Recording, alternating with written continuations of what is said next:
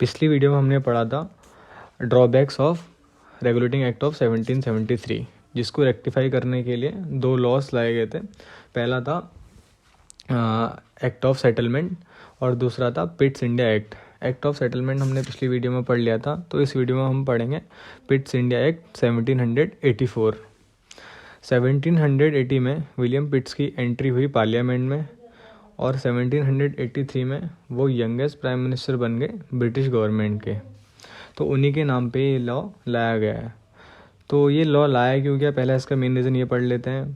तो regulating act 1773 में British government ने सुपरवाइज करना स्टार्ट कर दिया था ईस्ट इंडिया कंपनी को, लेकिन एक्चुअल कंट्रोल अभी भी कोर्ट ऑफ डायरेक्टर के पास ही था। तो ब्रिटिश गवर्नमेंट और कंट्रोल करना चाहती थी, इसलिए वो ये पिट्स इंडिया एक्ट लेके आई। तो हम इसको मेनली 6 पॉइंट में पढ़ेंगे।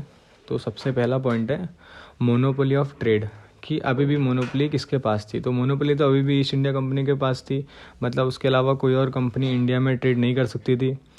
दूसरा पॉइंट है control of company.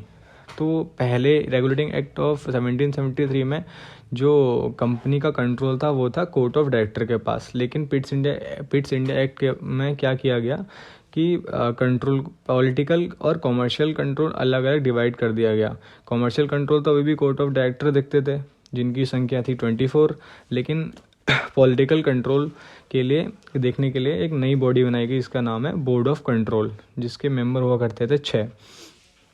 Board of control एक प्योरली गवर्नमेंट बॉडी थी जिसको प्रिसाइड करते थे सेक्रेटरी ऑफ स्टेट, जो कि एक कैबिनेट मिनिस्टर हुआ करते थे गवर्नमेंट ऑफ ब्रिटिश गवर्नमेंट में। और इसमें 4 प्रीवी काउंसलर थे और एक एक्सचेवर। तो ये सारे मिलकर फॉर्म करते थे बोर्ड ऑफ कंट्रोल। मतलब यहाँ पे डुअल गवर्नमेंट इस्टेब्लिश हो गई थी, कॉमर्शियल एक्टिविटी के लिए court of director, political activity के लिए बोर्ड ऑफ कंट्रोल। और थर्ड पॉइंट है इसका इंडियन एडमिनिस्ट्रेशन। तो गवर्नर हमने देखा था रेगुलेटिंग एक्ट ऑफ 1773 में गवर्नर जनरल के एग्जीक्यूटिव काउंसिल में 4 मेंबर हुआ करते थे, लेकिन यहाँ पे एक मेंबर को कम करके 3 मेंबर कर दिए गए, जिसका फ़ायदा गवर्नर जनरल को ही हुआ। वो हम नेक्स्ट पॉइंट में पढ़ेंगे। नेक्स्ट पॉइंट है सेंट्रल लेजिस्लेचर। तो पहले रेगुलेटिंग एक्ट ऑफ 1773 में देखा था कि कोई भी लॉ पास करने के लिए गवर्नर जनरल को कम से कम 2 एग्जीक्यूटिव काउंसिल मेंबर चाहिए होते थे, कोई भी लॉ पास करने के लिए या कोई भी एक्ट पास करने के लिए। लेकिन पिट्स इंडिया एक्ट में क्या किया, अब तो 4 से 3 मेंबर कर दिए गए। तो गवर्नर जनरल को अब एक ही मेंबर चाहिए कोई भी लॉ पास करने के लिए, और उनके पास पिट्स इंडिया एक्ट ने उनको वीटो पावर दी थी। तो वो 2-2 से टाई होता रहा, तब भी वो पास हो जाता था, कोई भी एक्ट पास हो जाता था। और फिफ्थ था प्रोविंशियल लेजिस्लेचर। इसमें सेम जैसे सेंट्रल लेजिस्लेचर में 4 से 3 मेंबर कर दिए गए, इसमें भी 4 से 3 मेंबर कर दिए गए और एक मेंबर को कमांडर इन चीफ बना दिया गया। और इसका एंड पॉइंट है लास्ट 6 रेवेन्यू।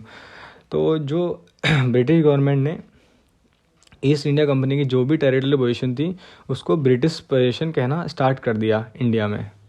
तो ये था Pitt's India act. Next video में हम पढ़ेंगे charter act 1813। Thank you for watching.